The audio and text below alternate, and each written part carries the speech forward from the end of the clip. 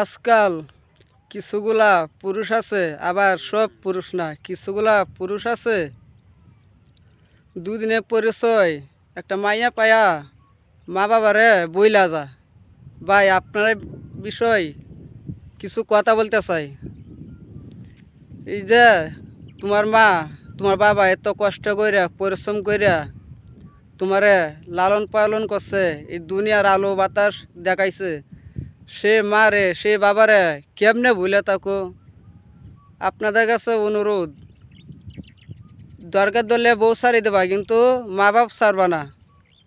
মা বাপ হইছে একটা জান্নাত। মা বাবার মনে কষ্ট দিলে আল্লাহর আরশ পর্যন্ত কাঁপে উঠে। ভাই, আপনার কাছে হাত জোর করে বলছি, মা বাবারা কখনো দুঃখ দিবা না।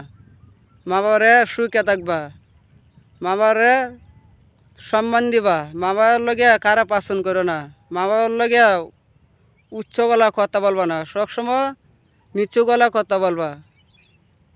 এরকম আচরণ করবা যাতে তোমার বাবা মা তোমার আচরণে যাতে আল্লাহর কাছে দোয়া করে, আমার আল্লাহ, আমার রব, আমার সন্তানরে তুমি আজাব গজব থেকে উদ্ধার করো, আমার সন্তানরে তুমি সুখ শান্তি দেও। এরকম আচরণ করবা। আর এরকম আচরণ করবা না যাতে তোমার আচরণে তোমার মা বাবা চোখের পানি আসে।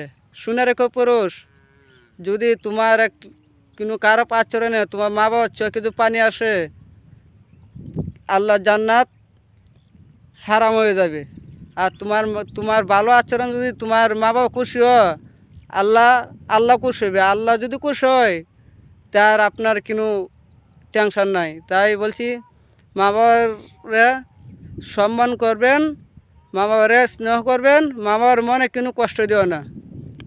আসসালামু আলাইকুম।